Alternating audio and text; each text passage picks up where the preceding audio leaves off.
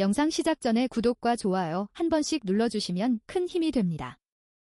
가족을 위해 헌신했던 제 오랜 노력은 그들에게 그저 현금 인출기, 그 이상도 이하도 아니었습니다.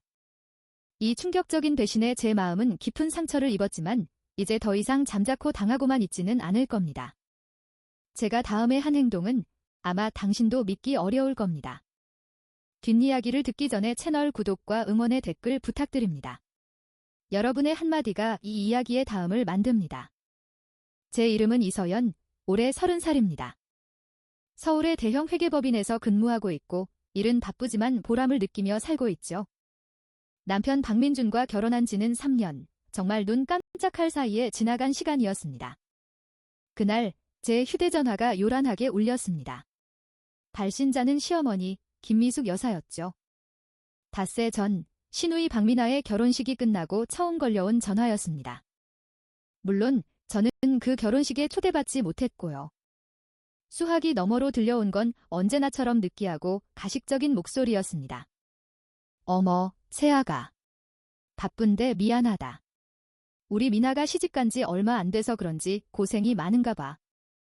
늘 듣던 가락이었습니다. 무언가를 부탁할 때의 그 능구렁이 같은 화법.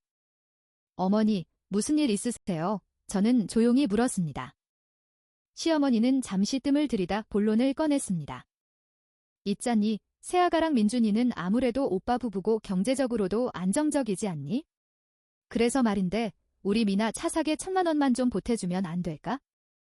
비싼 건 필요 없고 그냥 비바람만 피할 수 있는 그런 거 하나. 1,000만 원이라. 저는 차갑게 웃었습니다. 입꼬리가 비틀리는 게 느껴졌죠. 어머니, 저는 이제 남이에요. 제 의사를 분명히 전했습니다. 또 전화는 갑자기 끊겼습니다. 분노에 차서 끊어버린 거겠죠? 수화기를 내려놓고 저는 그저 멍하니 앉아 있었습니다. 제가 뱉은 남이라는 단어가 방 안을 가득 메우는 것 같았죠.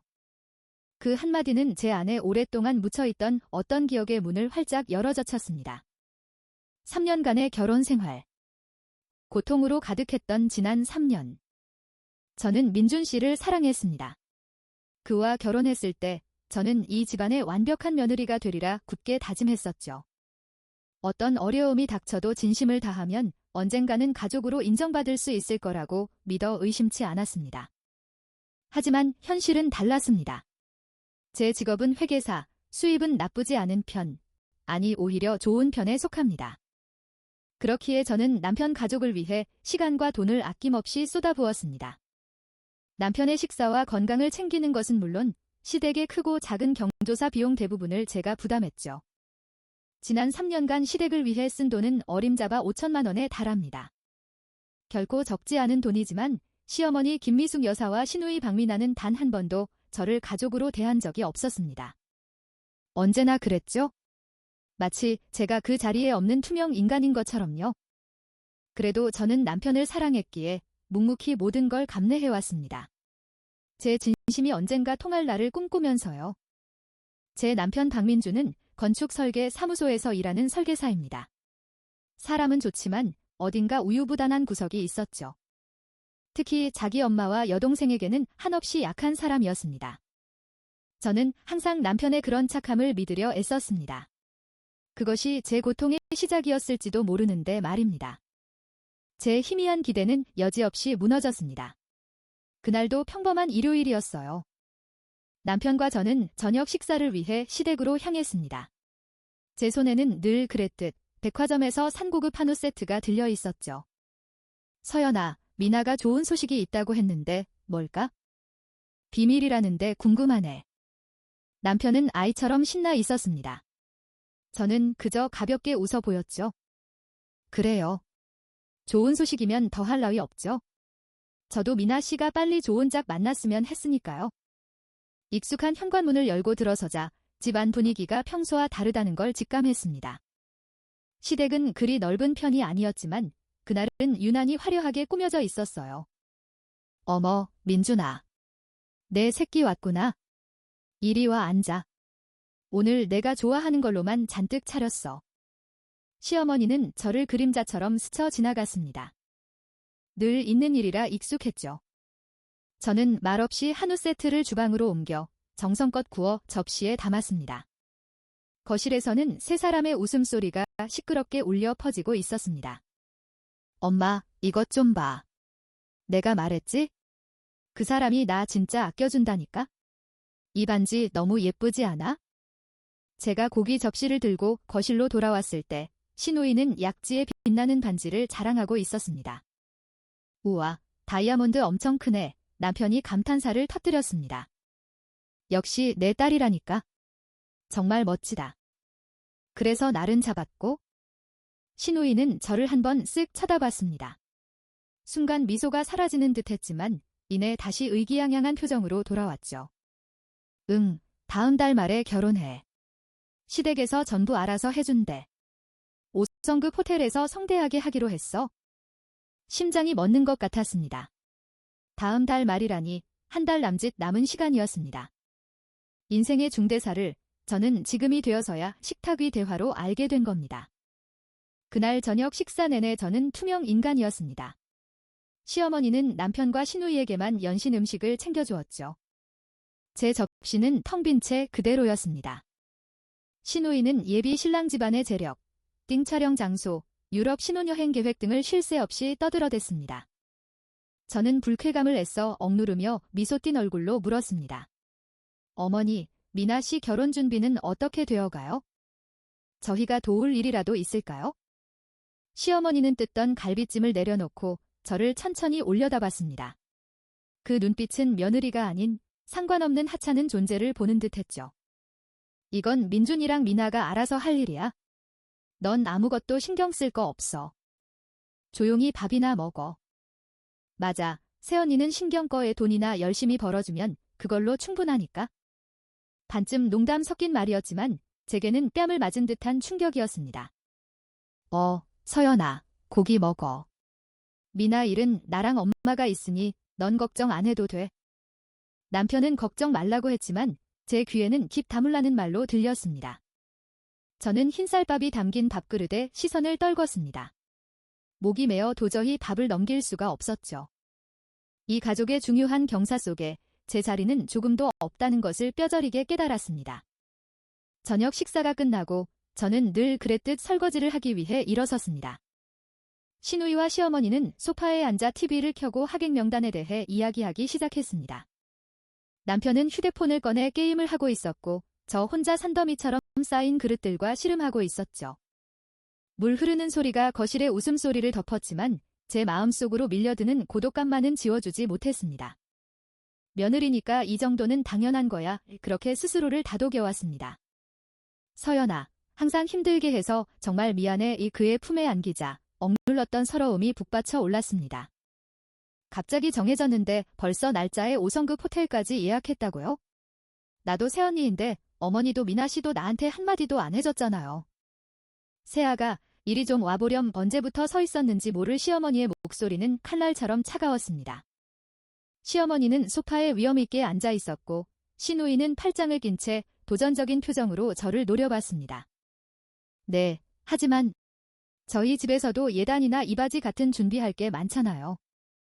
제가 도울 일 있으면 말씀해주세요. 넌 시집 온 지 얼마 안 돼서 우리 집안 풍습도 잘 모르잖니? 괜히 나서서 일만 복잡하게 만들지 말고 가만히 있어. 식구 그 말이 제 심장을 찔렀습니다. 3년간 돈과 시간, 제 청춘까지 바쳤는데 시어머니가 아플 땐 약을 다려 바쳤고 시누이의 학비와 옷, 최신 휴대폰까지 제가 다 챙겼습니다. 그런데 이제 와서 가장 중요한 행사에서 식구가 아니라는 이유로 배제당하는 겁니다. 그래, 새언니는 본인 일이나 잘해. 내 결혼식은 엄마랑 오빠만 있으면 충분하니까. 외부인이 끼어들 일 아니잖아. 미나야, 무슨 말을 그렇게 해. 남편이 소리쳤지만 그 목소리는 너무나 힘이 없었습니다. 내가 틀린 말 했어? 그럼 새언니가 외부인 아니야? 미나가 말이 좀 거칠어서 그렇지 틀린 말은 아니야? 어쨌든 넌 신경 쓰지 마라. 당일엔 민준이만 참석하면 돼. 넌 집에 있거라. 집에 있어라. 준비 과정뿐만 아니라 결혼식 자체에 초대받지 못한 겁니다. 저는 거실 한가운데서 얼어붙은 듯 서 있었습니다. 온몸에 피가 차갑게 식는 것 같았죠. 남편을 바라봤습니다. 제발 무슨 말이든 해주길, 제 편을 들어주길 바랐습니다. 하지만 남편은 제 시선을 피하며 고개를 숙일 뿐이었습니다. 뭐, 엄마가 그렇게 말씀하시면 이유가 있겠지. 서연이는 집에 있어? 그 순간 제 세상이 무너져 내렸습니다. 3년이 지난 지금도 저는 시댁 식구들뿐 아니라 남편에게조차 완전한 가족이 아니었던 겁니다. 돌아오는 차 안에서 저는 한마디도 하지 않았습니다. 남편도 침묵했죠. 창밖을 보았습니다. 가로등 불빛이 백미러에 비친 제 무표정한 얼굴을 스쳐 지나갔습니다. 한 달이 무거운 침묵 속에서 흘렀습니다. 저와 남편은 같은 집, 같은 침대를 썼지만 보이지 않는 벽이 세워져 있었죠. 남편도 변화를 눈치챘는지 몇 번 화해를 시도했지만 제 차가운 태도에 인해 포기하고 시댁에 가서 하소연을 늘어놓더군요. 그리고 시누이의 결혼식 날이 밝았습니다.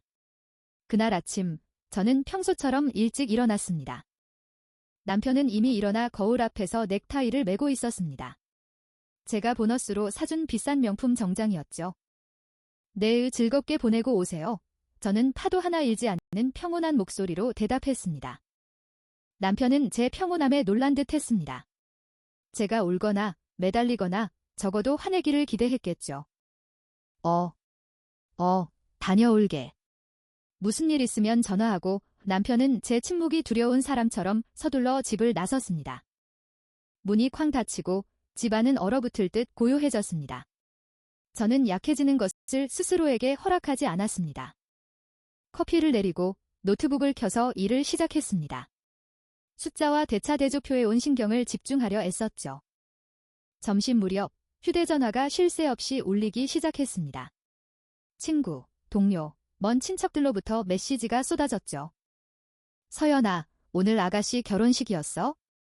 왜 사진 안 올려? 우와, 결혼식 엄청 화려하다. 5성급 호텔이라니 부럽다. SNS를 열자 제 타임라인은 시누이의 결혼식 사진으로 도배되어 있었습니다. 과연 호화롭더군요. 시누이는 공주 같은 웨딩드레스를 입고 신랑도 꽤나 번듯해 보였습니다.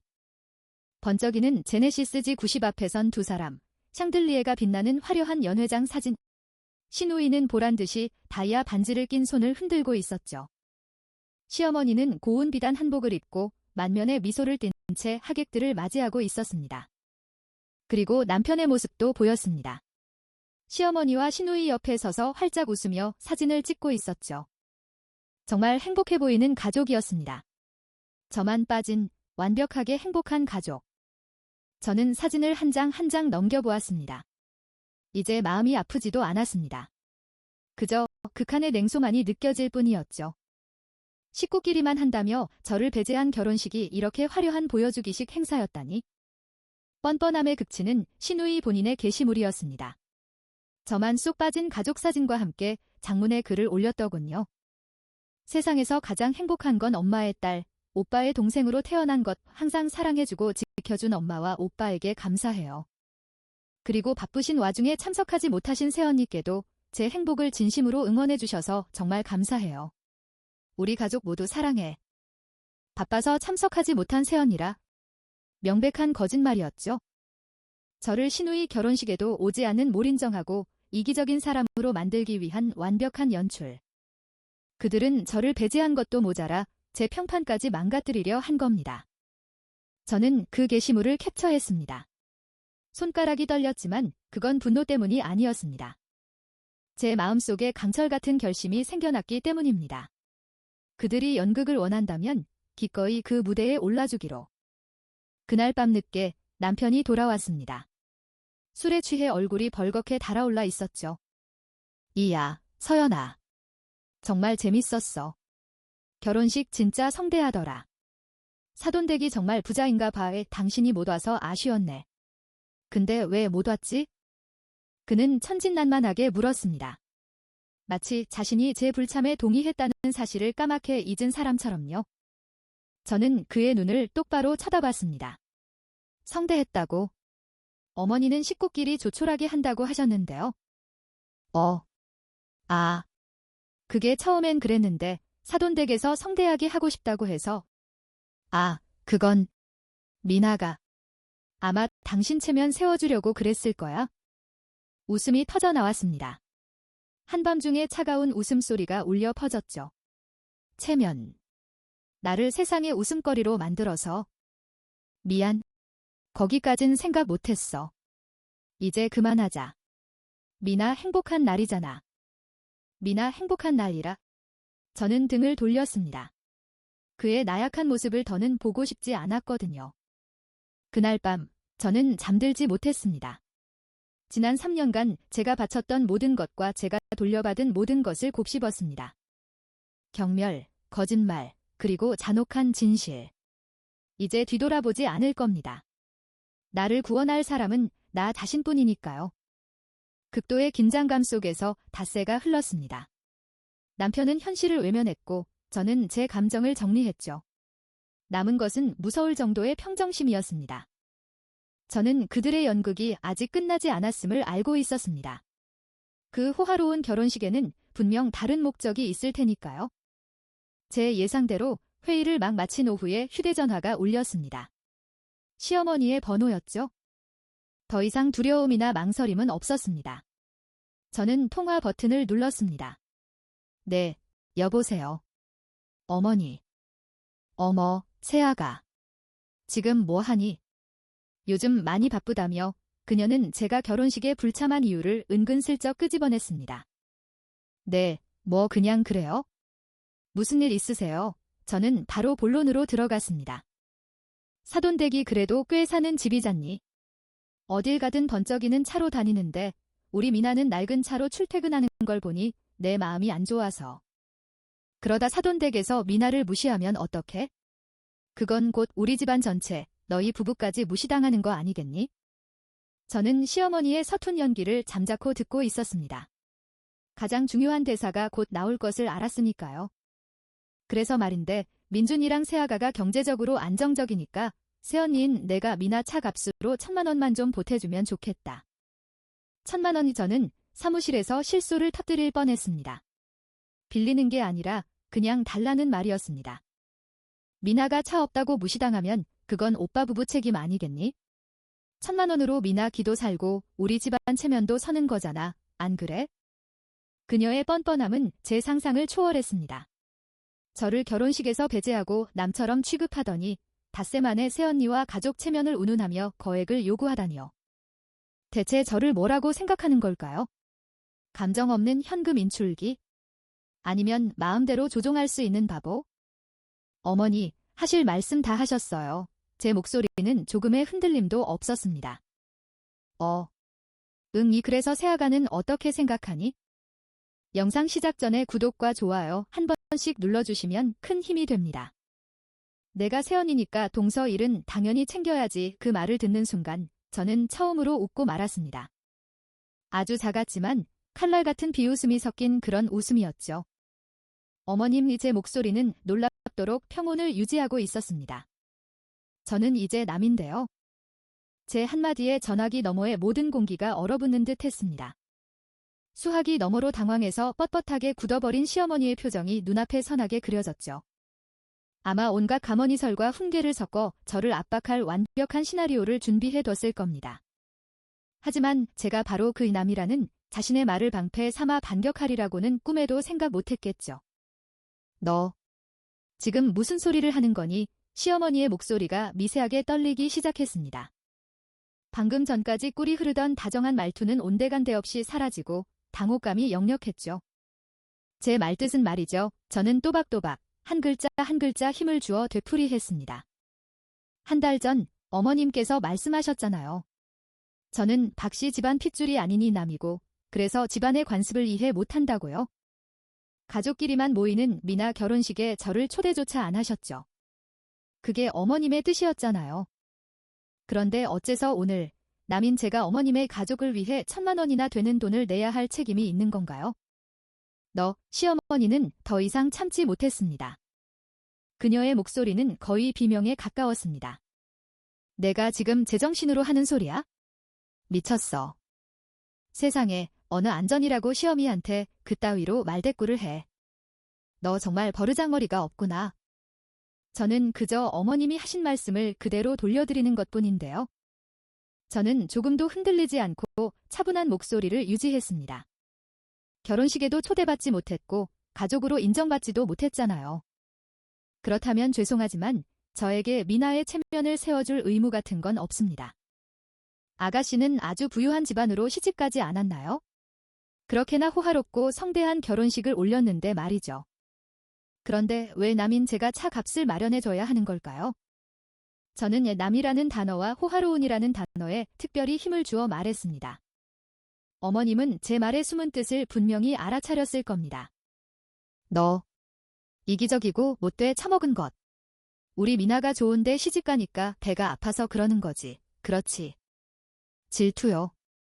어머님, 딱 한 가지만은 정확히 보셨네요. 제가 미나네 시댁만큼 부자가 아닌 건 사실이니까요.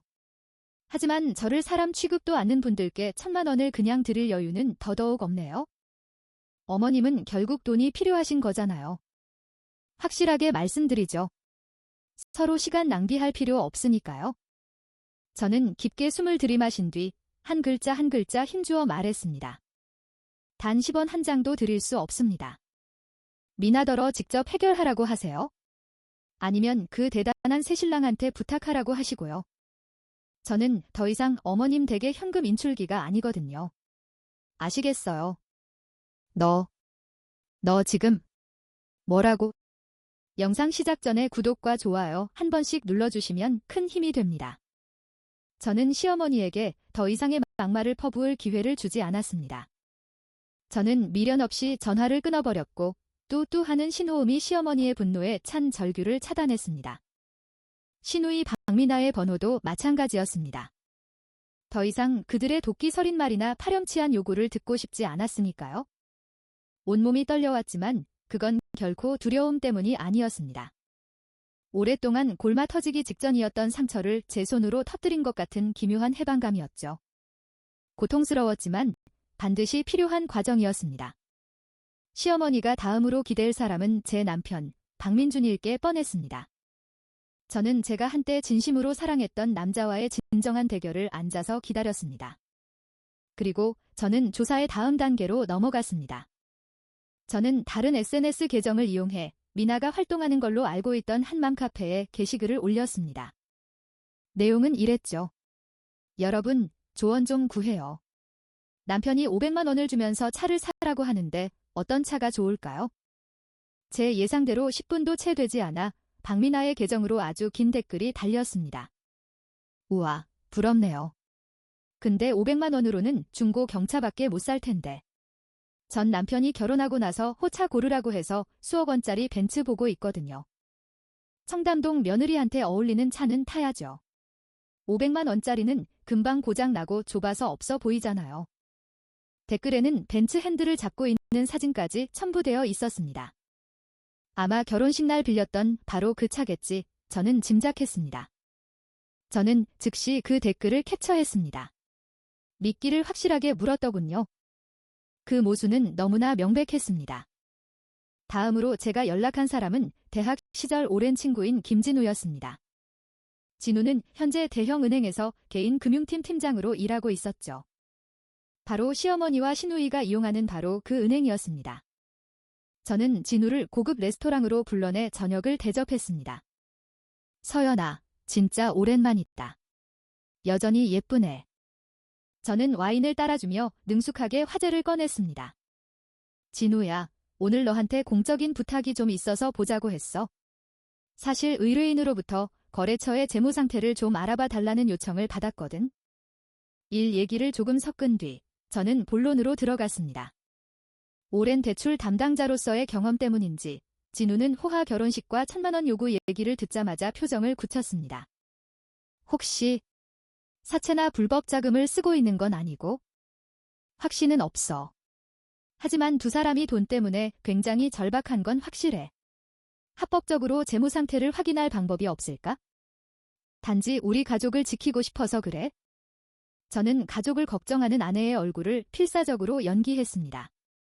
진우는 잠시 저를 빤히 쳐다보았습니다. 서연아, 알다시피 개인 신용정보를 확인하는 건 쉽지 않아. 다만 주민등록번호만 있으면 불가능한 건 아니야. 혹시 가지고 있어? 저는 고개를 끄덕였습니다.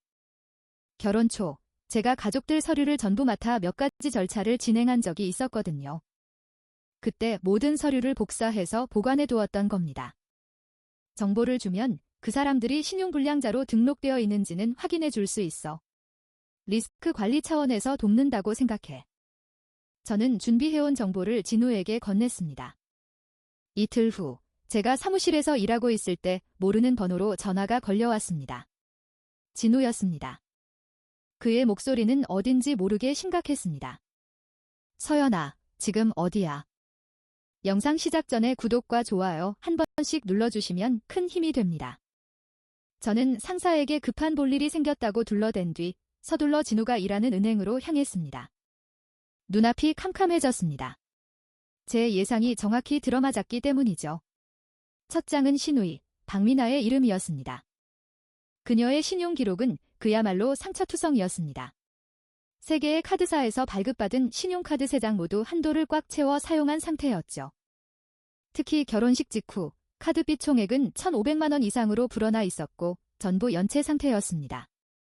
그 호화로운 결혼식 비용을 전부 카드로 막았던 겁니다. 하지만 그게 최악은 아니었습니다. 저는 다음 장, 시어머니 김미숙의 서류로 눈을 돌렸습니다. 시어머니의 신용 상태는 더욱 끔찍했습니다. 카드로는 없었지만 제2금융권에서 무려 1,000만 원의 고금리 신용대출을 받은 기록이 있었습니다. 대출 사유는 사업 투자금. 친척 아주머니의 말이 맞았던 겁니다. 시어머니는 투자를 하고 있었던 거죠. 그때 진우가 입을 열었습니다. 이 1,000만 원 대출 2달 전에 실행된 거야? 듣자 한 2월 30% 수익 보장한다는 주식 리딩방 사기에 당한 모양이야. 그리고 지난주에 그 업체 터졌어. 투자금 전부 허공으로 날아간 거지. 저는 의자에 주저앉을 수밖에 없었습니다. 이제 모든 조각이 맞춰졌습니다. 시어머니가 요구한 1,000만 원은 신우이의 새 차 값이 아니었습니다. 그 돈은 당장 막아야 할 신우이의 카드빚 1,500만 원과 시어머니 자신이 사기로 날린 대출금 1,000만 원을 메우기 위한 필사적인 거짓말이었던 겁니다. 시어머니의 은행 거래 내역서에는 매달 수십만 원을 백화점 쇼핑과 피부관리실에 쓴 기록이 선명했습니다. 그들은 그저 돈을 빨아들이는 블랙홀이었습니다. 그리고 다음 목표는 바로 제 통장이었던 거죠. 제 목소리는 바싹 말라 있었습니다. 진우야, 고마워. 정말 큰 도움이 됐어. 천만에. 근데 서연아, 저런 인간들하고 엮이면 너만 피곤해져. 조심해. 저는 서류 뭉치를 들고 은행을 나섰습니다. 오후의 햇살은 눈부셨지만 제 마음은 시베리아 벌판처럼 차갑게 얼어붙어 있었습니다. 피곤하냐고요? 아니요. 저는 전혀 피곤하지 않았습니다. 오히려 온몸에 전율이 흘렀죠. 모든 증거는 제 손에 들어왔습니다. 이제 이 지긋지긋한 연극의 막을 내릴 시간이 온 겁니다. 제가 사는 아파트 입구로 들어서자 경비 아저씨가 저를 불러 세웠습니다. 로비 소파에 시어머니가 앉아 흐느끼고 있었습니다. 그런데 혼자가 아니었습니다. 시댁 친척 중에서도 목소리가 가장 큰 큰아버님과 큰어머님이 양옆을 지키고 계셨죠. 저는 태연하게 그들에게 다가가 정중하게 고개 숙여 인사했습니다. 그리고 일부러 걱정스러운 목소리로 시어머니에게 물었습니다. 어머님, 무슨 일인데 연락도 없이 여기까지 오셨어요? 그 말을 기다렸다는 듯이 시어머니는 목 놓아 울기 시작했습니다. 제가 얼마나 못된 며느리인지 전화를 차단하고 자신을 무시한다며 온 로비가 떠나가라 소리치기 시작했죠. 큰아버님과 큰어머님은 기다렸다는 듯이 시어머니를 부축하며 제게로 몸을 돌렸습니다. 새아가, 어서 형님께 사과드려라. 그래, 며느리라는 사람이 더 순종적이어야지. 어른한테 말대꾸하는 건 집안 망신인 줄 알아라. 두 분은 제게 며느리의 도리를 운운하며 죄를 뉘우치라고 강요했습니다. 바로 그때 차단해둔 신우이에게서 메시지가 도착했습니다. 증오로 가득 찬 문자들이 화면을 채웠습니다. 이 은혜도 모르는 년, 감히 우리 엄마를 무시해? 당장 1,000만 원 보내지 않으면 내가 전부 다 폭로해버릴 거야. 너 같은 건 그냥 돈이나 대주는 ATM일 뿐이라고. 우리 오빠가 눈이 삐었으니까 너랑 결혼해준 거지? 당장 차단 풀고 싹싹 빌어. 안 그러면 이 집에서 쫓겨날 줄 알아? 저는 조용히 2개의 메시지를 캡처해서 저장했습니다. 그리고 천천히 고개를 들어 시어머니와 두 친척을 똑바로 쳐다보았습니다. 어머님, 이제 그만 우세요. 이웃들이 보면 제가 천하의 불효녀인 줄 알겠어요. 저는 어머님이 1,000만 원 때문에 여기까지 오신 거 다 알고 있어요. 그 한마디에 시어머니의 울음이 뚝 그치고 얼굴이 새하얗게 얼어붙었습니다. 저는 두 친척분께 몸을 돌려 설명을 시작했습니다. 어머님께서 미나 새 차 사줘야 한다고 집안 체면 때문에 1,000만 원을 달라고 하시네요. 시어머니는 당황해서 손사래를 쳤지만 저는 아랑곳하지 않고 걱정스러운 표정을 지어 보였습니다. 큰아버님, 큰어머님. 저는 1,000만 원이 없을 뿐더러 아무리 생각해도 뭔가 이상해요. 미나, 얼마 전 5성급 호텔에서 성대하게 결혼식 올렸잖아요. 언론에 나올 만큼 호화로웠고 부잣집으로 시집까지 갔는데 고작 1,000만 원짜리 차를 왜 새언니인 제가 사줘야 하는 걸까요? 이상하지 않으세요? 영상 시작 전에 구독과 좋아요 한 번씩 눌러주시면 큰 힘이 됩니다. 화려한 결혼식일수록 빚더미에 앉는다는 옛말이 있죠. 체면을 중시하고 뻔한 거짓말을 일삼는 시댁 식구들에게 딱 들어맞는 말이었습니다. 특히 빚으로 가문의 명예에 흠집내는 것을 무엇보다 싫어하는 친척 어른들 앞에서 서연의 말은 그들의 의심에 기름을 부었습니다. 두 분의 날카로운 시선이 곧장 시어머니 김미숙 여사에게로 향했습니다. 동서, 이게 대체 무슨 소린가? 설마 자네 요즘 유행한다는 주식 투자 같은 걸로 돈이라도 날린 겐가? 얼굴이 새하얗게 질린 시어머니는 우물쭈물하며 변명하려 했지만 제대로 된 말 한마디 꺼내지 못했죠. 그들은 서연의 제안을 거절하고는 그대로 시어머니의 팔을 붙잡아 일으켜 세웠습니다. 해명을 요구하며 끌려가는 내내 시어머니는 증오 가득한 눈으로 서연을 쏘아봤지만 서연은 그저 엷은 미소로 화답할 뿐이었습니다. 이걸로 한동안 시어머니는 친척들에게 시달리며 정신없는 나날을 보내게 되겠죠. 서연아, 이게 대체 무슨 일이야? 방금 큰아버지랑 큰어머니가 어머님 모시고 가시던데. 별일 아니야. 그냥 시끄러웠던 가족회의가 막 끝났을 뿐이야. 일단 들어와. 그 목소리는 남편이 지금까지 단 한 번도 들어본 적 없는 얼음장처럼 차갑고 강철처럼 단단한 결의에 차 있었습니다. 서연은 마지막 결전을 위한 준비를 시작했습니다. 그동안 모아온 모든 증거를 한 장 한 장 인쇄했죠. 지인을 통해 입수한 신우이의 인터넷 쇼핑몰표 싸구려 드레스 구매 영수증. 허영심을 과시하던 SNS 게시글들 1,500만 원이 넘는 카드 연체 내역. 시어머니가 제2금융권에서 대출받은 1,000만 원 계약서와 그녀가 투자한 주식 사기단이 검거되었다는 신문 기사까지. 서연은 금고를 열어 지난 3년간 시댁에 쏟아부은 총 5천만 원의 상세 지출 내역서도 꺼냈습니다. 마지막으로 변호사 사무실을 찾아 이혼 서류와 재산분할 청구서에 조용히 서명을 마쳤습니다. 그날 밤 서연은 남편에게 전화를 걸어 오늘 밤 시어머니와 시누이를 집으로 부르라고 전했습니다. 남편은 잠시 머뭇거리다 인내 기쁨에 찬 목소리로 외쳤죠. 정말. 그럼 돈 주기로 마음 바꾼 거야? 역시 당신밖에 없어. 고마워, 서연아. 서연은 메마른 웃음을 흘렸습니다. 그 소리에는 남편의 등골을 서늘하게 만들 만큼 무거운 냉기가 실려 있었습니다. 아니, 모든 걸 확실히 끝내려고 부르는 거야. 만약 오지 않겠다면 어떤 결과가 닥칠지 나도 장담 못해. 밤 8시, 거실에는 4사람이 모여 팽팽한 긴장감이 흘렀습니다.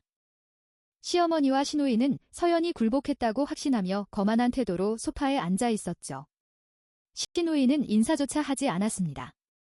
남편은 벽에 기댄 채 제발 이번만 참아달라는 듯한 애처로운 눈빛을 보낼 뿐이었습니다. 서연은 두꺼운 서류 뭉치를 유리 테이블 위에 탁 소리가 나게 올려놓았습니다. 오늘 두 분을 부른 건 어머님이 요구하신 1,000만 원에 대해 제 입장을 확실히 말씀드리기 위해서예요. 그래, 진작 그럴 것이지. 내가 우리 부탁을 거절할 리 없다고 생각했다. 자, 어서 돈 내놓으렴. 하지만 서연은 시어머니의 말을 차갑게 끊어냈습니다. 아니요. 단 10원도 드릴 수 없습니다. 오히려 제가 그동안 드렸던 돈을 돌려받아야겠습니다. 서연은 파일의 첫 페이지를 넘겼습니다. 우선 미나의 그 호화롭던 결혼식 이야기부터 시작할까요? 그녀는 테이블 위로 청구서 몇 장을 흩뿌렸습니다. 수입차는 1시간 단기 렌탈, 다이아 반지는 10만원짜리 모조품, 피로연은 비수기 할인 플랜으로 총 200만원. 미나야, 대답해봐. 내가 SNS에 자랑하던 수억 원짜리 결혼 비용은 대체 어디서 나온 허상이었니? 신우이의 얼굴이 순식간에 새하얗게 질려버렸습니다. 서연은 멈추지 않고 그녀의 SNS 게시물 출력물을 얼굴 앞에 들이밀었습니다. 아니면 그 수억 원, 혹시 여기 이 화면 속에만 존재했던 거니? 영상 시작 전에 구독과 좋아요 한 번씩 눌러주시면 큰 힘이 됩니다. 너, 날 감시하고 있었던 거야. 박미나는 새된 소리로 비명을 질렀습니다. 이서연은 다음 페이지를 넘기며 차갑게 물었습니다. 결혼 비용 2천만 원, 그 돈은 어디서 났을까? 아, 여기 있었네. 이번에는 여러 장의 신용카드 이용 명세서, 사본이 테이블 위에 펼쳐졌습니다. 카드 3사 합쳐서 총 1,500만 원이 넘는 연체. 곧 은행에서 내 새신랑 집에 빚 독촉하러 찾아갈 텐데? 아니면 이 남인 올케가 대신 갚아줄 거라고 생각했어. 박미나는 공포에 질려 와들와들 떨기 시작했습니다.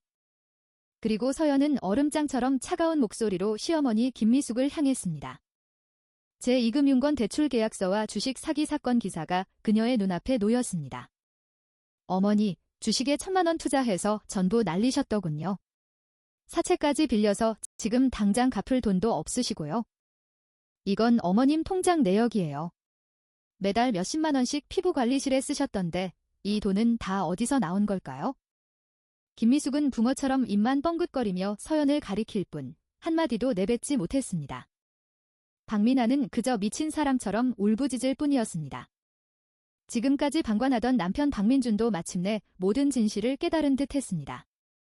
그는 자신의 어머니와 여동생을 마치 처음 보는 낯선 생명체처럼 쳐다보았습니다. 그의 표정은 놀라움에서 실망으로 그리고 이내 완전한 절망으로 바뀌어 갔습니다. 그는 소파에 쓰러지듯 주저앉아 머리를 감싸 쥐었습니다. 어머니, 미나야. 대체 왜 두 사람 다 나를 속인 거야? 그리고 서연은 마지막 비장의 카드를 꺼내 들었습니다. 핸드백에서 서명을 마친 이혼 서류를 꺼내 민준 앞 테이블에 놓았습니다. 민준 씨, 나 이제 할 만큼 했어요. 더 이상 이 기만과 이용만 가득한 가족 안에서 살 수 없어요. 그녀는 시어머니를 향해 마지막 서류를 내밀었습니다. 그리고 이건 지난 3년간 제가 시댁에 쓴 5천만 원의 내역입니다. 재판을 통해 이 돈 전액을 변제하라고 요구할 겁니다. 이건 제가 며느리로서 빌려준 대여금으로 간주하겠습니다. 모든 송금 기록도 빠짐없이 가지고 있고요. 그 말에 김미숙은 소파 위로 쓰러졌고 박미나는 발작하듯 울부짖었습니다. 민주는 이혼 서류와 산더미 같은 증거, 그리고 서연의 얼굴을 번갈아 쳐다봤습니다. 그의 눈에는 공포가 서려 있었습니다. 아내를 잃을지도 모른다는 공포, 재산을 잃을 공포, 그리고 이 끔찍한 진실과 마주해야 한다는 공포. 여기까지 이야기를 들으신 구독자 여러분, 지금 민준의 심정이 어떨지 짐작이 가시나요? 서연의 이 차가운 침묵은 앞으로 어떤 폭풍을 불러오게 될까요? 우유부단했던 남편 민준은 괴물처럼 변해버린 아내의 모습에 어떻게 대처할까요? 만약 여기까지 듣고 계신 분이 있다면 부디 댓글에 등원이라고 한 번만 입력해주세요. 여러분의 존재가 이 이야기를 끝까지 이끌어갈 가장 큰 힘이 됩니다. 한 가족의 파멸, 그리고 고요한 역전극의 결말을 부디 지켜봐 주세요. 채널 구독과 알림 설정을 통해 이 파란만장한 이야기의 다음 편을 놓치지 마세요. 그때 박민준이 고개를 들었습니다. 그의 목소리는 심하게 갈라져 있었습니다. 그는 어머니도 여동생도 보지 않고 오직 서연만을 바라보고 있었습니다. 그 눈에는 모든 것을 잃기 직전인 남자의 처절한 공황 상태가 그대로 드러나 있었습니다. 서연아, 제발. 제발 이러지 마. 그는 서연에게 매달리며 이제부터는 무조건 내 편이 되겠다고 필사적으로 약속했습니다. 하지만 서연의 표정은 조금도 변하지 않았습니다. 내가 원하는 건 무릎 꿇는 게 아니라 행동이에요. 그녀는 시어머니를 가리켰습니다. 어머님께 저에게 5천만 원을 갚으라고 요구하세요. 민주는 이를 악물고 일어나 시어머니를 향해 돌아섰습니다. 어머니, 들으셨죠? 어머니는 서연이에게 돈을 갚아야 해요. 단 1원도 빠짐없이 5천만 원 전부요. 김미숙은 미친 듯이 소리치기 시작했습니다. 민준을 후레자식이라 욕하고 며느리 편을 드냐며 울부짖고 죽어버리겠다고 협박까지 했습니다. 하지만 지금의 민준에게 더 이상 그런 협박은 통하지 않았습니다. 그는 어머니가 사는 친정집을 가리켰습니다. 돈이 없으면 어머니가 살고 있는 저 집은 어떡할 건데요? 그 집 아버지가 남기신 거고 이제 내 이름으로 되어 있어요. 당장 저 집 팔아서 내 아내에게 빚 갚으세요. 그 말은 김미숙에게 치명타였습니다. 박미나가 민준에게 달려들어 주먹을 휘둘렀지만 민준은 거칠게 그 손을 뿌리쳤습니다.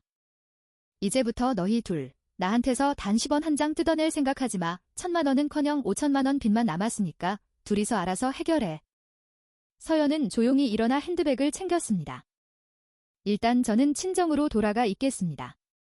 이혼 서류는 여기 둘 테니 생각할 시간과 행동할 시간을 드리죠. 어머니가 돈을 전부 갚으면 그때 다시 생각해 보겠습니다. 그녀는 그 말을 남기고 방문을 세차게 닫고 나갔습니다. 친정집에 돌아오니 민준에게서 부재중 전화 신통과 수백 개의 메시지가 와 있었습니다. 서연은 단 한마디만 답장했습니다. 저는 약속이 아니라 행동을 원합니다. 곧바로 민준에게서 전화가 걸려왔고 서연은 그에게 지시를 내렸습니다. 민준 씨, 은행 A와 B의 어머님과 공동 명의로 된 예금 계좌 있죠?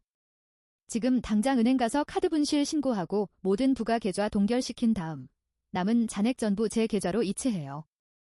민준은 공황 상태에 빠져 있으면서도 그 지시에 따랐습니다. 약 2시간 후 서연의 계좌에 합계 3천만 원에 가까운 금액이 입금되었습니다. 그것이 그들의 마지막 남은 저축이었습니다. 오후 4시경 피부관리실에서 돌아온 김미숙은 자신의 카드가 정지된 것을 알게 되었습니다. 모든 계좌가 동결되고 돈이 인출된 것을 안 그녀는 반쯤 실성한 상태로 민준에게 전화를 걸어 도둑놈, 후레자식이라며 악을 썼습니다. 어머니, 주식 사기로 1,000만 원 날린 거 알고 있었어요? 미나야, 너 카드론으로 1,500만 원 빚진 거 알고 있었냐고. 두 사람 대체 언제까지 날 속일 작정이었어? 만약 서연이가 아니었으면 너희 둘 다 나한테 이 빚더미 전부 떠넘길 생각이었어? 민준의 분노와 절망에 찬 목소리가 울려 퍼졌습니다. 그리고 대화는 그의 최후 통첩으로 마무리되었습니다. 이제 돈 없어. 10원 한 장도. 어머니는 집 팔아서 서연이한테 5천만 원 갚아. 그러지 않으면 서연이는 이혼할 거고 나도 모든 걸 잃게 돼. 그때는 어머니랑 미나 둘이서 알아서 해. 서연은 그 음성 파일을 조용히 저장했습니다. 너무나도 늦어버린 민준의 결단이었습니다. 서연에게 직접 손을 쓸 수 없다는 것을 깨달은 박미나는 SNS와 친척 단톡방에서 서연에 대한 비방을 시작했습니다. 서연은 돈만 밝히는 여자다. 남편을 홀렸다. 시어머니를 집에서 내쫓으려 한다는 내용이었습니다. 하지만 그 상황은 오래가지 못했습니다. 민준은 서연의 지시대로 지금까지 모은 모든 증거를 익명으로 친척 단톡방에 게시했습니다. 가짜 결혼식 청구서, 박미나의 빈명세서, 김미숙의 투자 실패 증거, 그리고 서연이 대신 내준 5천만 원의 목록까지 전부 말이죠. 단톡방은 순식간에 불타올랐습니다. 서연을 향하던 비난은 순식간에 김미숙과 박미나를 향한 비난의 폭풍으로 바뀌었습니다.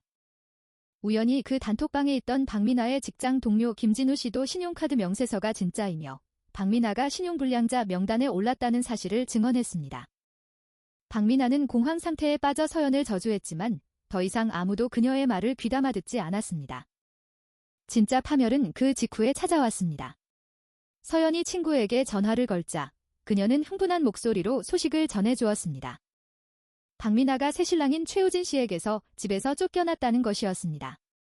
최우진 씨는 서연이 익명으로 보낸 메일을 받고 조용히 뒷조사를 진행했던 것입니다. 결혼 반지가 가짜인 것과 거액의 빚이 있다는 사실을 모두 확인한 그는 소란 피우지 않고 모든 증거를 박미나에게 내밀며 조용히 말했습니다. 당신은 나를 속였고 당신 가족은 우리 가족을 속였소. 이걸로 끝입니다. 당장 나가시오. 변호사를 통해 이혼 서류가 갈 겁니다. 박미나는 울고불고 사죄하며 용서를 빌었지만 최우진 씨의 결심은 단호했습니다. 그녀는 옷이 든 여행 가방 하나만 들고 경호원들에 의해 집에서 끌려 나왔습니다. 예물도 결혼 축의금도 모두 빼앗겼습니다. 친정에도 돌아갈 수 없고 친구들에게도 외면당한 그녀는 값싼 모텔을 전전하며 빚 독촉 전화에 시달리는 신세가 되었습니다. 며칠 후 민준에게서 지친 목소리로 전화가 왔습니다. 그는 박미나의 소식을 알고 있냐고 물었고 서연이 안다고 답하자 깊은 한숨을 내쉬었습니다. 미나에게서 전화가 와 모든 게 서연 탓이라며 책임을 지라고 악을 쓰는 것을 자업자득이라며 매몰차게 끊었다고 했습니다. 그리고 어머니가 사실 정말로 쓰러지셨어. 단톡방에서 연기하던 게 아니라 어제 집에서 쓰러져 계신 걸 발견해서 병원으로 모시고 갔어. 의사 말이 스트레스성으로 인한 가벼운 뇌졸중이었대. 그 말에 서연의 마음도 묵직하게 가라앉았습니다. 김미숙은 왼쪽 반신에 마비가 남아 말을 제대로 할 수 없게 되었습니다. 생활의 모든 것에 누군가의 도움이 필요해진 것입니다. 민준의 생활은 지옥 같았습니다. 회사와 병원을 오가며 심신이 모두 피폐해져 갔습니다. 돈이 떨어진 박미나가 병원에 나타나 민준에게 카드론 상환을 닥달했습니다. 민준은 10원 한 장 없고 서연에게 돌려줄 돈은 따로 빼두었으며 자신의 저축은 어머니 입원비로 다 사라졌다고 답했습니다. 그러자 박미나는 병원에서 난동을 부리며 민준을 욕하고 누워있는 김미숙을 향해 내 인생을 망친 역병신시라 부르고 서연을 독사 같은 년이라고 저주했습니다. 그런 가운데 큰아버님 내외가 다시 민준 앞에 나타났습니다. 그들이 민준에게 내민 것은 친척 일동의 이름으로 된 최후 통첩이었습니다. 김미숙이나 박미나의 일에는 10원 한 장 도와줄 수 없다. 어머니의 간병은 딸인 박미나가 책임져야 한다. 그리고 서연의 5천만 원 빚은 남편인 민준이 책임지고 해결하라는 것이었습니다. 큰아버님은 민준을 지옥으로 밀어넣는 한마디를 차갑게 내뱉었습니다. 민준아, 솔직히 말하마. 내 어머니와 동생은 이제 끝났어. 너는 하나뿐인 아들이니 어쩔 수 없다. 어머니 집을 팔아서 그 돈으로 첫째, 전처에게 빚을 갚고 둘째, 어머니 치료비에 보태고 셋째, 미나 빚을 갚아라. 그래야 너희 집안도 평온해질 것이다. 민준은 반박할 말도 없이 고개를 떨굴 수밖에 없었습니다. 민준에게서 전화가 왔습니다. 그 목소리는 무서울 정도로 차분했습니다. 서연아, 결정했어. 어머니 집 팔기로. 그리고 그는 말을 이었습니다. 그 돈으로 5천만 원은 받지 말아주면 안 될까? 내가 그 돈 쓴 건 알지만 4천만 원만 받아주면 안 되겠니? 어머니랑 미나 일 어떻게든 해야 하잖아. 내 엄마고 내 동생이니까. 버릴 수는 없어. 서연은 민준을 동네 카페로 불러냈습니다. 오랜만에 만난 그는 수염도 깎지 않고 눈 밑에는 깊은 다크서클이 새겨져 마치 10년은 더 늙어 보였습니다. 생각해봤어? 민준이 갈라진 목소리로 물었습니다. 서연은 그의 눈을 똑바로 마주보며 대답했습니다. 네, 생각해봤어요. 4천만 원은 받지 않을게요. 그 말에 민준의 눈이 한순간 희망으로 빛났습니다. 날 용서해주는 거야? 하지만 서연은 조용히 고개를 저었습니다. 4천만 원은 받지 않아요. 저는 전액 5천만 원을 받을 거예요. 단 1원도 빠짐없이. 서연은 조용하지만 분명하게 말하기 시작했습니다. 민준 씨, 당신은 당신의 길을 선택했어요. 어머니와 동생에 대한 책임을 지기로 한 거죠. 저는 그걸 존중해요. 남자로서 당연한 행동이겠죠. 하지만 나에게 당신과 함께 희생하라고는 말하지 마세요. 그녀는 가져온 이혼 서류를 그의 앞으로 밀었습니다. 나는 3년을 참았고 5천만 원을 잃었고 내 청춘을 잃었어요. 남이라고 불리며 조롱당했고요. 나는 당신 가족에게 더 이상 어떤 의무도 없어요. 어머니와 동생은 당신의 짐이지 내 짐이 아니에요. 그리고 그녀는 마지막으로 덧붙였습니다. 나에겐 이 5천만 원이 꼭 필요해요. 내 인생을 다시 시작하고 그동안 나 때문에 속 썩으신 우리 부모님께 효도하기 위해서요. 이건 내 돈이에요. 민준 씨의 내 피와 땀의 결정체라고요. 민준은 테이블에 엎드렸습니다. 울지는 않았지만 그의 등은 작게 떨리고 있었습니다. 서연의 말이 모두 진실이라는 것을 알고 있었기 때문입니다. 잠시 후 그가 고개를 들었습니다. 알았어. 집 팔아서 5천만 원 너한테 줄게. 다만 한 가지만 부탁이 있어. 이혼 서류에 사인 해줄 수 있을까? 서연은 펜을 들어 망설임 없이 자신의 이름을 적었습니다. 그 집 할 때는 제 변호사를 불러주세요. 모든 걸 투명하게 처리하고 싶으니까요. 그것이 그녀의 마지막 요구였습니다. 서연은 자리에서 일어섰습니다. 민준이 그녀를 불러 세웠습니다. 너, 앞으로 날 원망할까? 그녀는 뒤를 돌아보았고, 그리고 진심에서 우러나온 안도의 미소를 지었습니다. 아니요, 원망 안 해요. 당신도, 어머님도, 아가씨도. 저는 그냥 마침내 공식적으로 남이 될 수 있다는 사실에 감사할 뿐이에요. 서연은 등을 돌려 문을 열고 밖으로 나갔습니다. 다시는 뒤돌아보지 않았습니다. 겨울의 햇살이 생각지도 못하게 따스하게 그녀의 어깨 위로 쏟아져 내리고 있었습니다.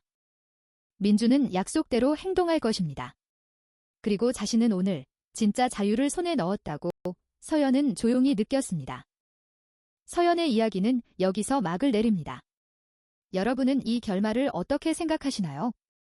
만약 여러분이 서연의 입장이었다면 다른 결정을 내렸을까요? 이 이야기가 여러분의 마음에 무언가를 남겼다면 부디 좋아요를 부탁드립니다. 그리고 분명 똑같이 마음이 흔들릴 소중한 누군가에게 이 영상을 공유해 주시고 채널을 구독하여 다음 이야기를 놓치지 말아주세요. 그럼 다음 이야기에서 다시 만나 뵙겠습니다. 어쩌면 다음번엔 당신이 주인공일지도 모릅니다.